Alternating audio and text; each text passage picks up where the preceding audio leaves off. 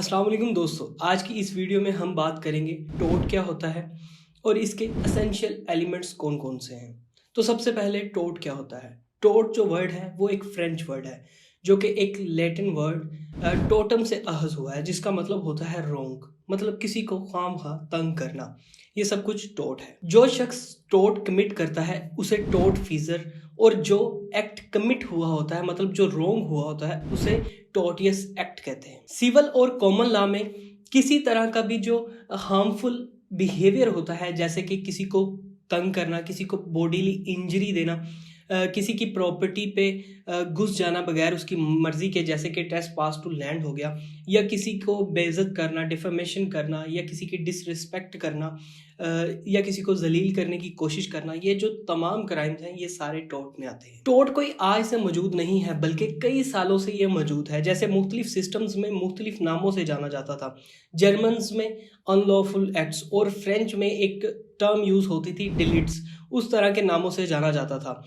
लेकिन ये जो असल फैला है वो वर्ल्ड वॉर 2 के बाद पूरी दुनिया में फैल गया है। पहले जो टोर्ट मौजूद होता था वो काफ़ी हद तक क्रिमिनल लॉ से मिलता था, क्योंकि वो सिर्फ डील करता था बॉडीली इंजरी को, या फिर ट्रेसपास टू लैंड को, या फिर डैमेज टू गुड्स। इस तरह के जो क्राइम्स थे उनको डील करता था, तो काफ़ी हद तक क्रिमिनल लॉ से मिलता था। लेकिन जैसे जैसे वक्त गुजरता गया इसमें चेंजिंग्स आती गई।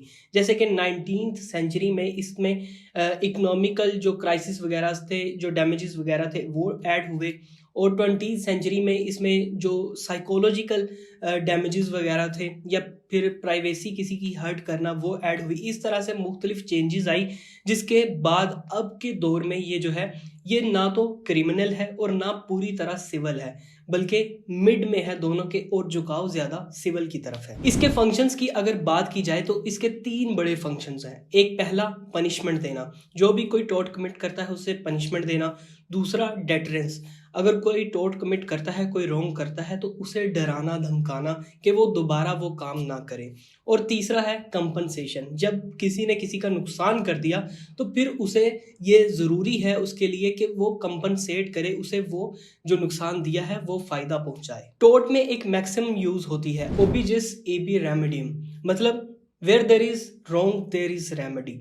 मतलब जहाँ पर कोई रॉन्ग कमिट होगा, मतलब किसी राइट की वायलेशन होगी, वहाँ पर डेफिनेटली कोई ना कोई रेमेडी मौजूद होगी। टोर्ट की मुख्तलिफ एग्जाम्पल्स हैं, जैसे कि पब्लिक नोसेंस हो गई, या घर पे लाउड म्यूजिक, दूसरे की प्राइवेसी हर्ट हो गई, या फिर कोई कूड़ा वगैरह हम सड़क पे फेंक देते हैं तो उससे गुजरने वालों के लिए वो मुश्किलात आती हैं, जो कि टोर्ट में आता है।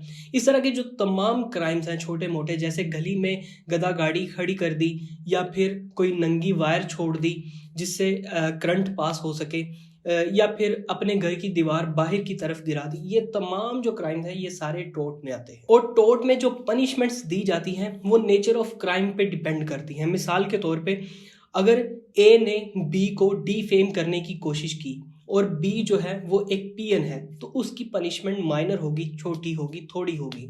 लेकिन अगर ए ने बी को डिफेम करने की कोशिश की और बी यहाँ पे एक प्राइम मिनिस्टर है, तो ए को ज़्यादा पनिशमेंट दी जाएगी, क्योंकि जो बी था, जो प्राइम मिनिस्टर था, उसकी इज्जत ज़्यादा थी, वो ज़्यादा फेमस था। तो जब उसे डिफेम किया जाएगा तो उसकी पनिशमेंट बहुत ज़्यादा मिलेगी। अगला पॉइंट हमारे पास आता है इसके एसेंशियल्स का, जिसमें नंबर 1 पे आता है रॉन्गफुल एक्ट। लॉ ने कुछ राइट्स और कुछ ड्यूटीज फिक्स्ड कर दी हैं।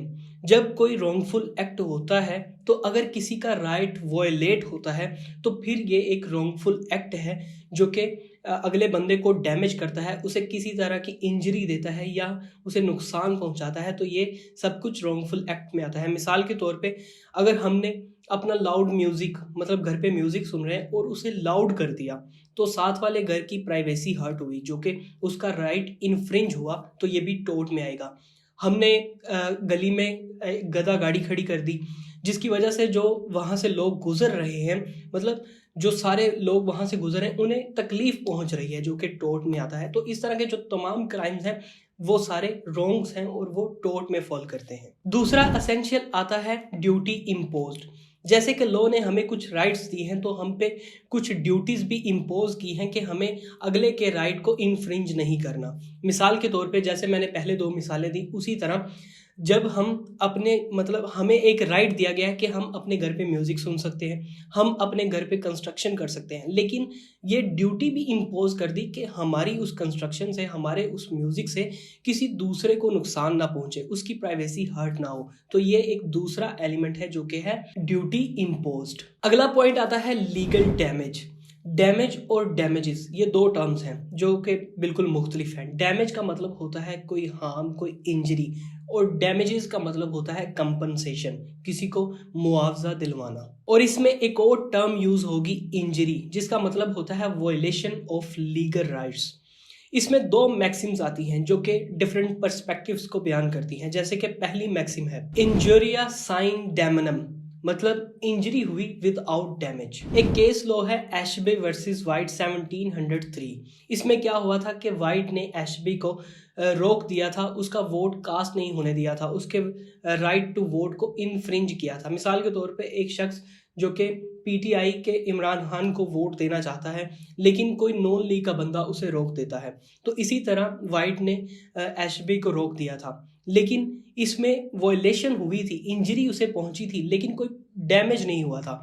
जिसे उसने वोट देना था वो जीत गया था, कोई डैमेज तो हुआ नहीं। लेकिन उसने जब पिटीशन फाइल की, कोर्ट में गया, तो कोर्ट ने ये कहा कि उसका राइट वॉयलेट हुआ है, जिसकी पनिशमेंट वाइट को मिली। यहाँ से एक बात सामने आती है कि जब इंजरी पहुंचे, मतलब वॉयलेशन हो लीगल राइट की, तो चाहे डैमेज हो या ना हो, उस शख्स को पनिश किया जाएगा। दूसरी मैक्सिम आती है डैमनम साइन इंजरिया, मतलब डैमेज पहुंची है विदाउट लीगल इंजरी, कोई वॉयलेशन नहीं हुई। इसमें भी एक केस लो आता है ग्लूसेस्टर ग्रामर स्कूल केस। इसमें क्या हुआ था कि एक शख्स ने एक स्कूल बनाया और जो डिफेंडेंट है उसने भी उसके साथ ही अपना स्कूल बना लिया और फीस काफ़ी लो रखी, जिसकी वजह से उसके पहले वाले के जो स्कूल से बच्चे थे वो सारे एक ग्रुप बना के गैदर होके दूसरे के स्कूल में चले गए, जिसकी वजह से पहले वाले को काफ़ी नुकसान हुआ। तो जब उसने पटिशन फाइल की तो कोर्ट ने उसे ये कह के रिजेक्ट कर दिया कि डैमेजेस तो हुए हैं, लेकिन कोई वॉयलेशन नहीं हुई राइट की।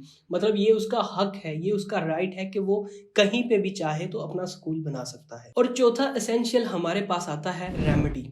Where there is wrong there is remedy, मतलब अगर कहीं पे कुछ गलत होता है, कोई राइट इन्फ्रिंज होता है, तो डेफिनेटली वहां पर कोई ना कोई रेमेडी जरूर मौजूद होगी। इस टॉपिक को हम रेमेडीज इन टोट में डिटेल से देखेंगे, लेकिन यहाँ पे मैं सरसरी सा बता देता हूँ ताकि आप इसे फिल कर सके। तो इसमें दो तरह की टाइप्स हैं, एक जुडिशियल रेमेडीज और दूसरी extra judicial remedies. Judicial remedies में तीन टाइप्स आती हैं, जिसमें सबसे पहले डैमेजेस। डैमेजेस जैसे मैंने पहले समझाया कि ये कंपनसेशन को कहते हैं, जिसमें कंपनसेट करना पड़ता है विक्टिम को। जो अग्रीव्ड पार्टी है उसे कंपनसेट करना पड़ता है, उसे रकम देनी पड़ती है, उसे मॉनिटरी मनी देनी पड़ती है। दूसरी टाइप आती है इंजंक्शन। ये क्या होता है, ये कोर्ट का डिस्क्रेशन होता है, उसकी मर्जी से होता है। ये दो तरह के होते हैं, मैंडेटरी इंजंक्शन और प्रोहिबिटरी इंजंक्शंस। मैंडेटरी इंजंक्शंस होता है कोर्ट की तरफ से के ऑर्डर कि आपने ये फलां काम करना ही करना है, और प्रोहिबिटरी जैसे कि प्रोहिबिट किसी को किसी काम से रोकना, रिफ्रेन करना, तो कोर्ट की तरफ से ये रिफ्रेन करना होता है कि फलां काम आपने कभी नहीं करना। और तीसरा पॉइंट आता है specific restitution of property. Restitution का मतलब क्या होता है, रीस्टोर।